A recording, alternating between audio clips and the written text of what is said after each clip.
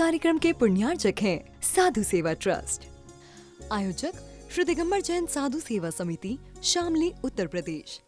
सभी गुरु भक्तों का एक ही प्रण, साधु सेवा और समर्पण। इसी भाव एवं भावना के साथ कार्य कर रहा है साधु सेवा ट्रस्ट।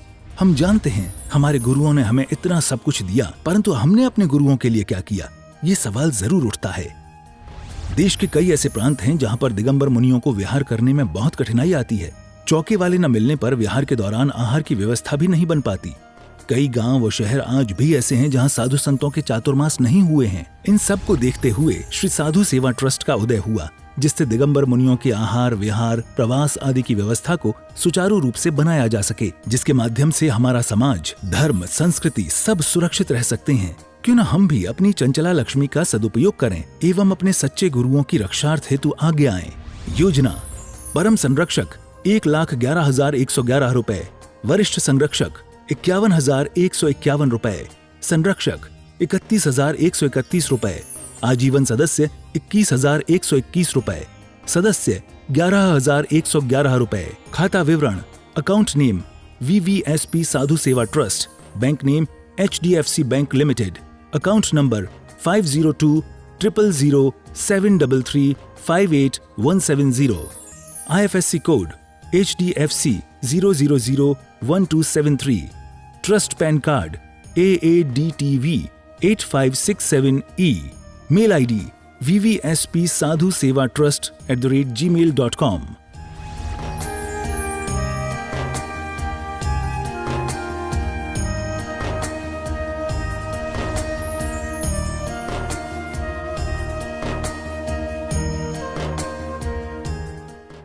गुरुओं की सेवा करने के भाव रहते हैं और सेवा भी हर व्यक्ति चाहता है अच्छी से अच्छी सेवा करें।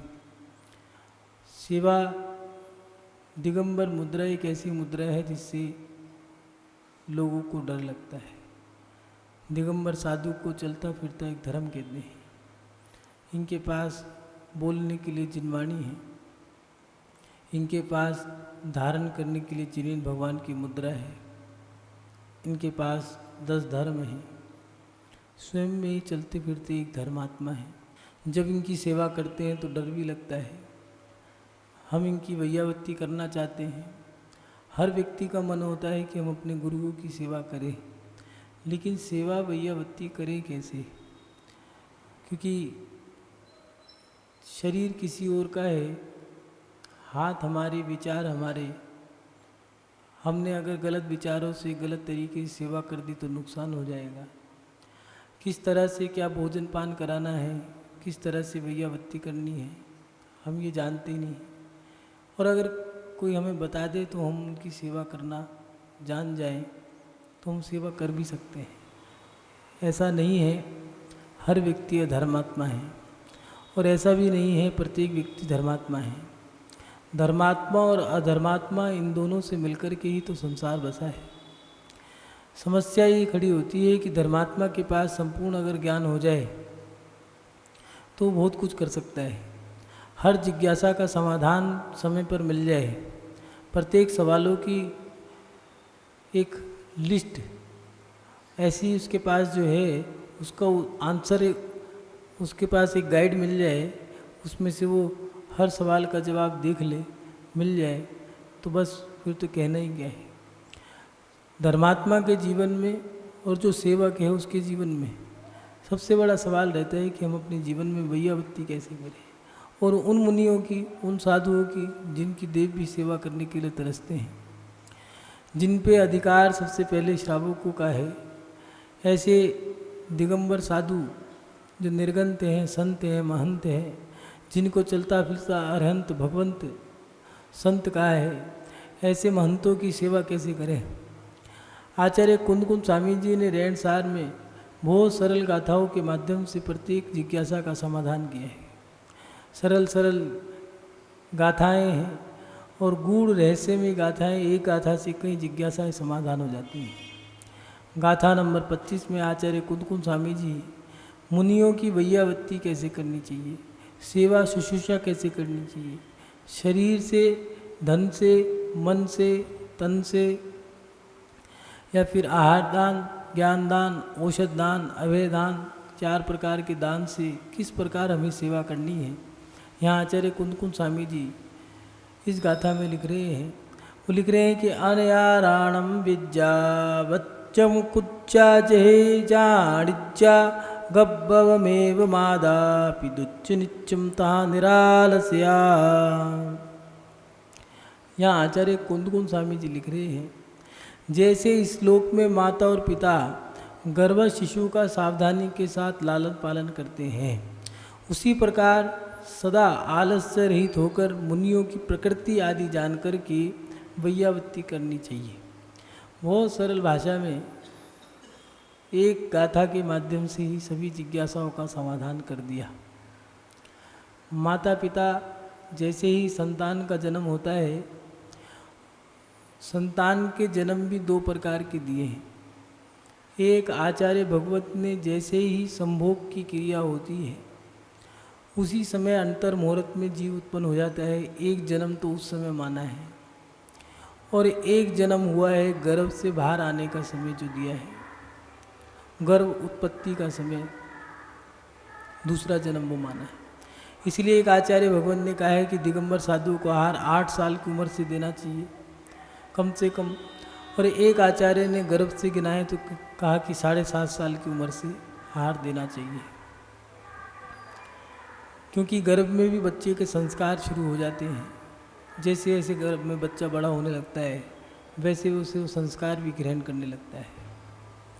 बच्चा जैसे ही जन्म लेता है वो माँ कहाँ से बोलता है, पहले माँ ही क्यों बोलता है, क्योंकि सबसे ज़्यादा वो जिसके निकट रहता है उसी के संस्कार वो ग्रहण करता है, इसीलिए पहले वो माँ बोलता है।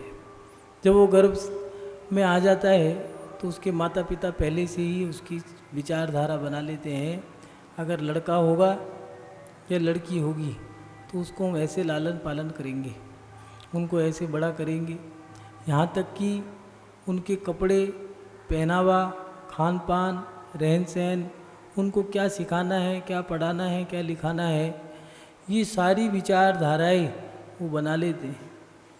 और इसके साथ साथ किताबें पढ़ते हैं फैमिली प्लानिंग की, परिवार योजना की, जिसके माध्यम से वो देखते हैं उसमें कि बच्चे को हम कैसे सुरक्षित रख सकते हैं, बच्चे के लिए हमें क्या क्या किस किस समय पे करना चाहिए, क्या कर सकते हैं। अच्छे से अच्छे खिलौने, अच्छी से अच्छी उसकी शिक्षा, अच्छे से अच्छा लालन पालन का क्रिया उसका ध्यान रखते हैं।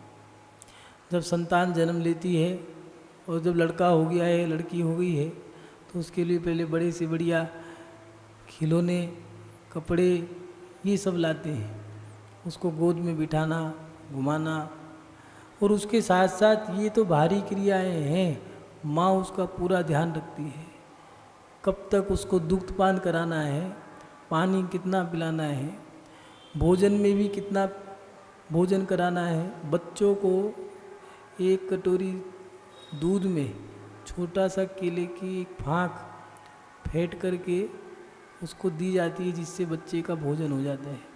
लेकिन बच्चे को रबड़ी नहीं खिलाती, क्योंकि माँ जानती है कि बच्चा रबड़ी नहीं पचा पाएगा। उसको पराठे नहीं खिला सकते क्योंकि वो बच्चा भी छोटा है, बड़ा होगा उस बड़े बच्चे को भी कितना क्या खिलाना है। अगर बच्चा जवान हो गया है तो माँ उसको पराठे ही नहीं खिलाएगी, थोड़ा भोजन कराएगी, थोड़ा जूस पिलाएगी, थोड़ा दूध पिलाएगी, थोड़ा फल खिलाएगी, थोड़ा जूस पिलाएगी, कुछ ना कुछ बदल बदल के खिलाएगी पिलाएगी, जिससे कि बच्चे के पेट में, शरीर में अन्न भी जाए, बल भी जाए और सुंदर भी हो, उसका चेहरा भी खिल जाए, खाया हुआ लोगों को दिखे, ऐसा भोजन उसको कराऊं। समय समय पर नई नई चीज़ें भोजन पकवान बना के खिला रही है। ज़रा सी बरसात हो गई तो पकोड़े खिला रही है बना के गर्मा गर्म, पालक के पकोड़े, पनीर के पकोड़े, मिर्च के पकोड़े, अमचूर की चटनी, खट्टी चटनी, मीठी चटनी। अगर कोई त्यौहार है, ज़रा सा उत्सव, कोई खुशी की बात आई तो हलवा बना दिया, बेसन का हलवा, मूंग की दाल का हलवा। कोई त्यौहार आया तो खीर पूड़ी बना दी। अलग अलग समय पे अलग अलग क्रिया कर रही है। पिता भी उसके लिए सब काम कर रहा है कि वो यात्रा पे जाएगा, उसकी यात्रा का पैसा मैंने पहले से ही सुरक्षित रख दिया है। ठीक है पापा मुझे यात्रा पे जाना है, नहीं ज़्यादा खर्चा नहीं करना, थोड़ा सा नखरा दिखाया और फिर चलो दे दिया, ले ध्यान रखना, खोना मत, किसी को देना मत, अच्छे से खा पीना, यात्रा करनी है, बचा के मत लाना, अपना ध्यान रखना, पैसे अच्छे से खर्च करना, खूब अच्छे से दर्शन करना। यात्रा के लिए पहले से पैसे सजो के रखे थे कि मेरा बेटा जाएगा तो यात्रा के काम आएगा। पढ़ाई के लिए भी गुरुकुल का पहले से ही चुनाव कर लिया है, कहाँ भेजेंगे। दिल्ली, यूपी, राजस्थान, मध्य प्रदेश, महाराष्ट्र, गुजरात, कर्नाटक, किस गुरुकुल में हमें पढ़ाना है, कहाँ भेजना है, कहाँ नहीं भेजना है। बच्चे की शादी किससे करनी है, किस समय करनी है, किस लड़की से करनी है, कैसे करनी है, सब पहले से ही प्लानिंग बना ली है। ऐसे ही आचार्य भगवान दे रहे हैं, जैसे माता पिता बच्चे का लालन पालन करते हैं, गर्भस्थ शिशु का लालन पालन करते हैं, ऐसे ही मुनि महाराज की वैयावत्ति करनी है। कैसे? एकाग्रता के साथ प्रत्येक क्षण हमें एकाग्र रहना होगा। लालन पालन की क्रिया में माँ सब ध्यान रख रही है, किस समय दूध का टाइम है, किस समय पानी का टाइम है, किस समय भोजन कराना है, किस समय क्या देना है, क्या नहीं देना है। बच्चे के मलमूत्र का भी ध्यान रख रही है, अगर नहीं विसर्जन होगा तो उसके पेट में कब्ज हो जाएगी, उसका रोग बढ़ जाएगा। ऐसे ही आलस्य से रहित होकर के एकाग्रता के साथ, जैसे बच्चे के लिए पूरा ध्यान उसके ऊपर है माँ का पिता का, ऐसे ही गुरु की सेवा के समय में पूरा ध्यान उनके सेवा पे ही हो। दूसरी जगह अगर ध्यान गया तो एकाग्रता भंग हो जाएगी। इसलिए उनकी एकाग्रता और उसके साथ साथ मात्र बच्चे की क्रिया ही नहीं होती, उसमें प्रेम भी ढाला जाता है, तब जाके बच्चे पलते हैं। कई बार सुनने में आता है पुरुषों के कि बच्चे ऐसे ही नहीं पाले जाते। कैसे पाले जाते हैं? भोजन मुंह में डाल देना, नहला धुला देना, ये क्रिया तो एक आया भी कर सकती है। माँ के बिना बच्चे नहीं पल सकते। क्यों नहीं पल सकते? लालन पालन की क्रिया तो कोई भी कर देगा, लेकिन ममता कौन देगा? ममता तो माँ ही दे सकती है और कोई नहीं दे सकती। ऐसे ही मुनि महाराज की सेवा में कई बार आहार की क्रिया में लोग सोचते हैं रोटी खिलाओ, पेट भराओ, बस हो गया काम, गड्ढा भरो, गड्ढा भरो। भैया गड्ढा तो भरना है, ये तो मुनि महाराज का गड्ढा है, तुम्हारा गड्ढा नहीं है। गड्ढा तो मुनि महाराज को है, मुनि महाराज को अपना गड्ढा भरना है। तुम्हारे लिए तो मुनि महाराज है, तुम्हारा गड्ढा नहीं है। तुम्हें तो बड़े भावों से खिलाना है। रोटी से पेट नहीं भरता, उस रोटी में प्रेम का छोंक भी लगाना पड़ता है। उस रोटी पे प्रेम का घी भी, वो ममता के साथ चुपड़ी हुई रोटियाँ घी में नहीं डुबोई हैं, घी की चुपड़ी हुई रोटियाँ हैं। चुपड़ी हुई माने ऐसा घी लगाया है ना तो हाँ में है ना ना में है, ऐसा वो घी की रोटियाँ, लेकिन वो भी खाने में अच्छी लग रही है। कभी कभार कह दिया ले खा ले, अच्छे से खा, कोई बात नहीं, खा रहा है, अच्छा लग रहा है, क्योंकि उस भाषा में भी, बोली में भी कहीं ना कहीं अपनापन है, ममता भाव छुपा है। माँ डांट डांट के खिला रही है तब भी अच्छी लग रही है बात। लेकिन कभी कभार आओ जी ले लो और लो, लेना पड़ेगा, कैसे नहीं लोगे, मैं अध्यक्ष हूँ। अच्छा भैया तो अपने घर का राजा होगा, बैठ यहाँ से, बैठ गए। तो मुनि महाराज के लिए कभी कभार बड़ा, बहुत बड़ा महल बहुत छोटा लगता है, कभी कभार घर गरीब की झुग्गी झोपड़ी भी बहुत अच्छी लगती है। इसलिए यहाँ पर आचार्य भगवान ने पहले ही दे दिया, जैसे माँ बच्चे की सेवा करती है, गर्भस्थ शिशु की माता और पिता एकाग्रता के साथ सेवा करते हैं, प्रेम भावों के साथ सेवा करते हैं। बच्चा पकड़ लेता है, जैसे ही तुम गुस्से में उसको उठाओगे वो रो पड़ेगा, पुचकार के साथ उठाओगे तो वो रोता रोता भी चुप हो जाएगा। ऐसे मुनि महाराज हैं, बहुत जल्दी पकड़ लेते हैं। जैसे ही तुम्हारे भाव गलत होंगे, गंदे होंगे, पकड़ लेंगे, और जैसे ही तुम्हारे भाव अच्छे होंगे वो तुम्हें आशीर्वाद दे देंगे, पुचकार देंगे। बच्चों की जैसे बच्चे हैं, निश्चल प्रवृत्ति है, कोई कषाय नहीं, मंद कषाय है, कुछ नहीं है। ऐसे ही मुनि महाराज को यथाचार दिगंबर मुनि महाराज का है। जैसे बच्चे होते हैं ऐसे ही साधु के लिए दिया है, अंदर और बाहर एक समान दिगंबर साधु। इसलिए एकाग्रता के साथ लालन पालन करना, मुनि महाराज की सेवा भी ऐसी ही करनी है, प्रेम भावना के साथ, उसके साथ आलस्य से रहित। बच्चों के लालन पालन में आलस्य नहीं करते माता पिता।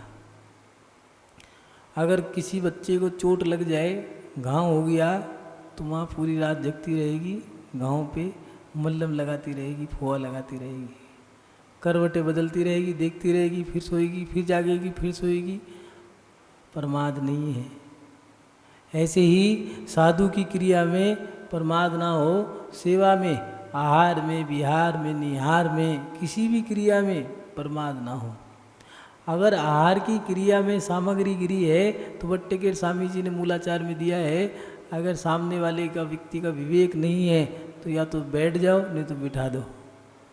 सामग्री गिरी कैसे? जमाई आया तो एक चावल का दाना नहीं फैलाया, मुनि महाराज आए तो बर्तन गिरने लगे हैं, और लोग क्या कह रहे हैं, ढोल बज रहे हैं महाराज जी। क्यों भैया, ढोल वाले को बुलाओ ना, कंजूस मक्खी चूस। ढोल वाले को तो बुलाया नहीं है, 4 थालियाँ फोड़ दी हैं, जग तोड़ दिए हैं, उनको कह रहे हो ढोल बज रहे हैं।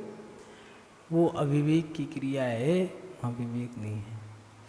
मुनि महाराज कर पात्र में आहार करते हैं, उनके हाथ से अनार का दाना और मखाने उचट के गिर सकते हैं, लेकिन गृहस्थों के तो दोनों हाथ खुले हैं, उनके हाथ से कैसे सामग्री गिर गई?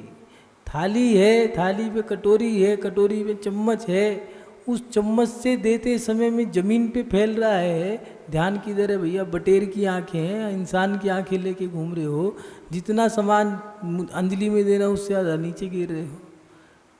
ध्यान कहाँ है? कहीं ना कहीं आलस्य है, प्रमाद है, ध्यान नहीं है। तो आचार्य महाराज ने दिया, एक बार क्षमा, दूसरी बार सजा, तीसरी बार दंड दे ही दो। मतलब या तो बिठा दो, नहीं तो बैठ जाओ। क्योंकि दिगंबर साधु एक उत्तम पात्र है, और दिगंबर साधु के आने पर भी अगर कोई सचेत नहीं है तो फिर तो दिया है, चौके में सचेत नहीं है तो चौके से चले जाओ, समाज में सचेत नहीं है तो समाज से चले जाओ। क्योंकि सचेत होना पड़ेगा। 3 लोक के नाथ की मुद्रा है, जिसके आने पर हवाएं और फिजाएं भी मुड़ जाएं। जब ऋतुएं भी अपना मुख मोड़ लेती हैं, बारिश चाहिए बारिश हो रही है, धूप चाहिए धूप हो रही है, जो चाहो वो मिल रहा है, और ऐसे उत्तम पात्र के आने पर भी आलस्य, तो कह रहे हैं भैया अंधेर नगरी चौपट राजा, वहाँ से निकल जाओ, वहाँ पर धर्मात्मा नहीं है। इसलिए यहाँ पर आलस्य मना करा है, आलस्य ना हो।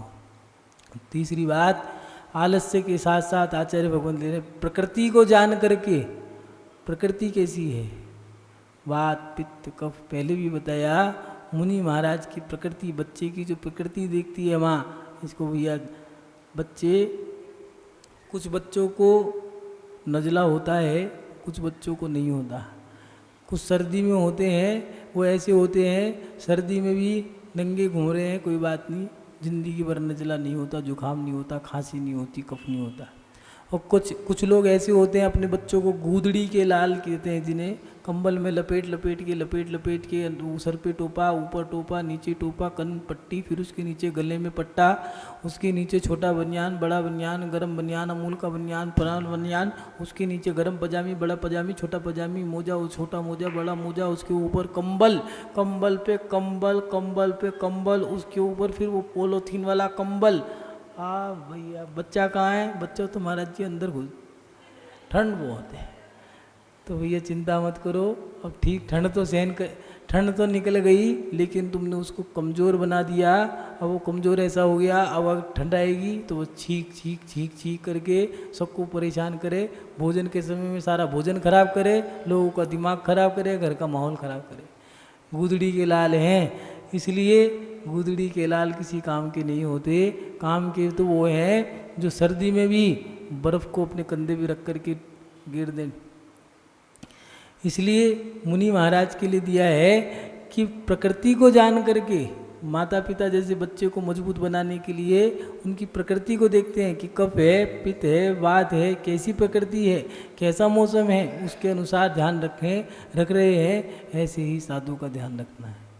महानुभाव, भैयावत्ती करना कोई सरल काम नहीं है। भैयावत्ती जो करैया सो निश्चय नीर तरैया, नियम से मोक्ष की प्राप्ति करेगा। उमा स्वामी जी ने तत्वार सूत्र में 16 कारण भावना में अभिषंग ज्ञान, तप त्याग, शक्ति तप, शक्ति त्याग, वैयावत्ती, ये 16 कारण भावना में वैयावत्ती भी दी है। बिना वैयावत्ती के कोई मोक्ष नहीं जा सकता। और वैयावत्ती करने वाला व्यक्ति तीर्थंकर प्रकृति को बांधेगा, लेकिन वैयावत्ती भी बड़ी सावधानी से करनी है। विवेक भी रखना है, प्रेम भी हो, ममत भाव भी हो। गब्बव में मादा पिदुच्च, जैसे गर्भवत शिशु की माता और पिता सेवा करते हैं, ऐसे ही साधु की सेवा करनी है। बड़ी भावना है, बहुत कठिन साधना है। आहार के समय में सामग्री गिरी कैसे, ध्यान कहाँ है, बर्तन बजे कैसे, कहीं ना कहीं ध्यान कहीं और है। उसके साथ साथ आहार में पड़घान के बाद आया व्यक्ति कि भैया पहले कहाँ चले गए थे, माँ जी मुझे काम आ गया, तो काम करने चले जाओ। कोई कॉन्टेक्ट साइन थोड़ी ना किया तुमने हमसे, काम कर लो, हमें आहार देना तो पड़घान के समय आना है। कहीं ना कहीं प्रमाद है। घर बैठो, शांति से बैठो, यहाँ की गंदगी फैलाओगे, नंबर बढ़ाने के लिए आ गए। आलस्य से रहित होकर की सेवा होती है। जहाँ आलस्य है वहाँ सेवा नहीं होती, वहाँ तो बस प्रमाद ही प्रमाद है। सेवा करने वाले को सर पे बिठाने के लिए दिया है। मतलब राजा की दाढ़ी में, भगवान के सर पे, गुरु के सर पे हाथ लगाने का अधिकार किसी को नहीं है। अगर कोई राजा की दाढ़ी पे हाथ लगा दे तो फिर उसे सजा है, मार देंगे जान से। लेकिन एक वैद्य ऐसा है जो राजा के सर पे भी हाथ लगा सकता है, दाढ़ी में भी हाथ लगा सकता है, और गुरु के सर पे भी हाथ लगा सकता है। गुरु के सर पे हाथ लगाने का अधिकार मात्र सेवक को है। जो वैयावत्ती करने आते हैं वही हमारे सर पे हाथ लगा लेते हैं। ठीक है महाराज जी, थोड़ा सा तेल लगा दें, घी लगा दें, स्वास्थ्य खराब है, चलो ठीक है आप ही सेवा करते, वैयावत्ती करते, लगा दिया। लेकिन बिना सेवा करने वाला कोई राहगीर चलता हो और सर पे हाथ लगा दे मुनि महाराज के, तो जो पीछे चलने वाले वो उठा के चार आदमी उठा के रख देंगे साइड में। इतनी हिम्मत तेरी। इसलिए सेवक का इतना बड़ा अधिकार होता है कि सेवक रहता तो करता तो सेवा चरणों की है, लेकिन उसका स्थान हृदय में होता है, उसका स्थान सही मायने में पलकों पे होता है। राम और हनुमान का एक उदाहरण आता है कि जब शक्ति बाण मार लक्ष्मण को शक्ति लग गई, रावण ने शक्ति मार दी और जड़ी बूटी लाने के लिए बोल दिया। हनुमान जड़ी बूटी लेने गए, हस्तनापुर अयोध्या के ऊपर से जा रहे थे, तो सिपाहियों ने भरत से जाके कहा कि लगता है कोई ऐसा दानव आया है, ऊपर पहाड़ लेके जा रहा है, वो कोई यहाँ पर हमारी नगर को हानि पहुँचाएगा। एक बाण मारा तो नीचे गिर पड़े, मुंह से निकला जय श्री राम। उन्होंने भरत को बड़ा दुख हुआ, ओहो मैंने राम के भक्त को बाण मार दिया। रोने लगे, मूर्छा दूर कर आई, होश में आए, परिचय पूछा, कहने लगे मैं राम भक्त हनुमान हूँ। अच्छा धन्य हो आप। पूछा भरत मेरे राम भाई कैसे हैं, सारी कहानी बताई, लक्ष्मण के बारे में पूछा, सारी परिचय हो गया। जब सारी बात बता दी। तो उन्होंने पूछा आप कौन? कहने लगे मैं राम सेवक भरत हूँ। हनुमान रोने लगे, कहने लगे आज मेरी आंखें खुल गई। मैं अपने आप को राम भक्त हनुमान मानता था, मैं कुछ भी नहीं हूँ, फिर भी मैं अपने आप को राम भक्त हनुमान मानता था। आप अयोध्या के राजा, आपकी छत्र छाया में जो राज्य कर रहे हैं, जो वन में रह रहे हैं, ऐसे वो राम जो सारा साम्राज्य ही जिसका है, आप भरत और अपने आप को राम का सेवक कहते हो, गड्ढे में रह के अपना जीवन जी रहे हो, धन्य हो आप कि आपकी इतनी लघुता है। तो कहने लगे मैंने जैसा राम से सुना था वैसा ही मिला। तो भरत ने कहा कि भैया मेरे बारे में क्या कहते? कहते कि मेरा भरत भरत है, भरत जैसा दूसरा भाई नहीं हो सकता। महानुभाव, सेवक का दर्जा बहुत बड़ा होता है। सेवक के लिए चेतना चाहिए, जागृति चाहिए, एकाग्रता चाहिए। आलस्य से रहित व्यक्ति जो है वही सेवक बन सकता है। सेवक में छल कपट नहीं होना चाहिए, मायाचारी नहीं होनी चाहिए, प्रमाद नहीं होना चाहिए। अगर सेवक में ये सब अवगुण होंगे तो वो सेवक नहीं, छलिया होगा। कई लोग हमसे ये छल करके हार दे देते हैं। कई लोग कहते हैं महाराज जी मुनि महाराज को छल से हार दे दिया। अरे छल से दिया गया आहार या छल कपट की सेवा, उसको परिणाम दुष्परिणाम ही मिलेगा। अगर कोई सेवा करने वाला व्यक्ति छल से सेवा करता है तो उस सेवा का फल उसे बुरा ही मिलेगा। जैसे पित्त के रोगी को कितना भी दूध पिला लो वो जहर का ही काम करेगा। ऐसे ही सेवा छल से, धर्म के क्षेत्र में कितना भी बुराई से काम कर लो आप, बाहर से चेहरा तो अच्छा लगा लो लेकिन अंदर से भाव जितने बुरे होंगे फल आपको उतना बुरा बुरा ही मिलेगा। आप कितनी भी मेहनत कर लो, कितना भी दान, कितना भी धन, कितना भी तन, कितना भी मन खर्च कर लेना, लेकिन उसका परिणाम दुष्परिणाम ही निकलेगा। जैसे अग्नि में घी डालने से अग्नि बढ़ेगी, बुझेगी नहीं। ऐसे ही धर्म में बुरे भावों से की गई क्रिया बुरा फल ही दे के जाएगी। चाहे आप कितनी भी क्रिया कर लो उसका लाभ नहीं मिलेगा। इसलिए आचार्य भगवान दे रहे हैं कि अपने जीवन में आलस्य से रहित होकर के, कई बार हम देखते हैं लोग बाजार में, हम जब शुद्धि करने के लिए जाते हैं जंगल की ओर, जैन लोग मॉर्निंग वॉक के लिए निकल जाएंगे लेकिन साधु के साथ नहीं चल पाएंगे।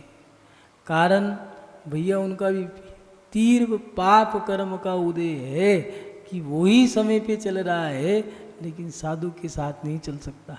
अभी उसका पुण्य उदय में नहीं आया है। संसार में तो उसका तन मन लग रहा है लेकिन अभी उसका धर्म में नहीं लग रहा। क्रिया वही कर रहा है लेकिन अभी लाभ नहीं मिलेगा। अभी तो सारा का सारा वही है, इधर किया उधर गया, लाभ कुछ नहीं है। और एक व्यक्ति वो है, कह रहे महाराज जी बिहार कर रहे हैं, ट्रक खड़ा करा, मुनि महाराज के दर्शन करे, कमंडल लेने लगा। मुनि महाराज पूछ रहे हैं कि कहाँ से आए भैया, तुम कौन हो?